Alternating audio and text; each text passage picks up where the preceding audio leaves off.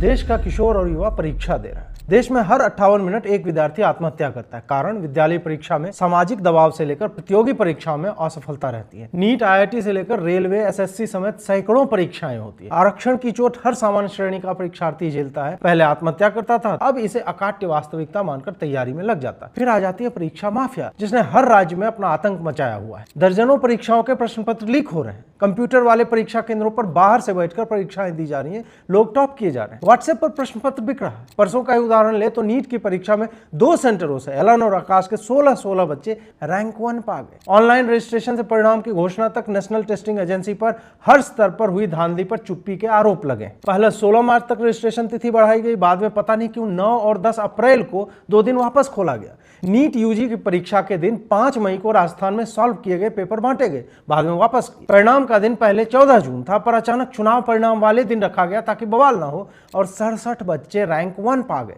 जबकि बच्चे कह रहे हैं कि प्रश्न पत्र इतना भी सरल नहीं था। पटना से समाचार है कि वहां एफआईआर हो रखी है। 30 लोगों को पूर्व संध्या को ही प्रश्न और उत्तर दे दिए गए। एनटीए से मानने को तैयार नहीं है। जिस 616 नंबर पर इस बार रैंक 62,000 तक चली गई है, वही नंबर पिछले वर्ष 20,000 रैंक पर ही। एक छात्र ने लिखा है कि 720 में 655 लाकर भी कॉलेज ना मिलना समझ से बाहर है। नरेंद्र मोदी, शिक्षा मंत्रालय और हर राज्य की पुलिस को इस माफिया पर ध्यान देना चाहिए। यह एक महामारी बन चुकी है, जहां पहले से ही अत्यंत दबाव में रहते बच्चों को नए कुचक्रों में फंसाकर उनका भविष्य बर्बाद किया जा रहा है। सत्य यह है कि हमारा परीक्षा तंत्र सड़ गया है और इसके पहिए तले हमारे बच्चे और उनके अभिभावक तिल तिल कर मर रहे हैं। यह तो एक परीक्षा है, पर प्रश्न यह है कि क्या एक एजेंसी बनाकर पहले की समस्याओं का निदान हो गया? रेलवे की परीक्षाओं को याद करूं तो 2020 में बच्चों से फीस लेने के बाद लगभग 2 वर्ष तक परीक्षा की तिथि तक नहीं बताई गई थी। फीस अधिक लेकर रिफंड की बातें होती है कि फॉर्म वही भरे तो परीक्षा दे सके। हर परीक्षा का पेपर हर जगह लीक हो जाता है। बच्चों की बोर्ड परीक्षाओं से लेकर कॉलेज की प्रवेश परीक्षाएं और मेडिकल, इंजीनियरिंग, एसएससी समेत हर परीक्षा पर माफिया की स्पष्ट छाप है। भाजपा के मैनिफेस्टो में इस पर कार्रवाई की बात थी तो संभव है कि वो कुछ करें, पर रेलवे की परीक्षाएं तो उन्हीं की सरकार कराती है और वहां क्या हो रहा है वह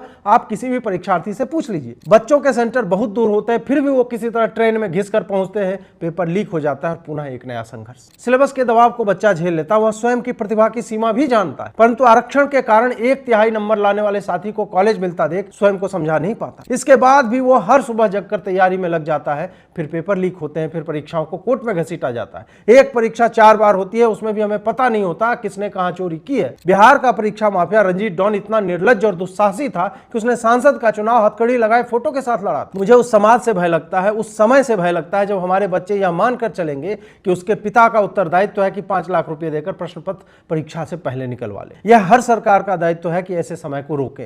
केंद्र का दायित्व तो सर्वाधिक है, क्योंकि संस्था बनाने मात्र से सब सही नहीं हो जाता। संस्था का संचालन कैसे हो रहा है आपको यह भी देखना ही होगा।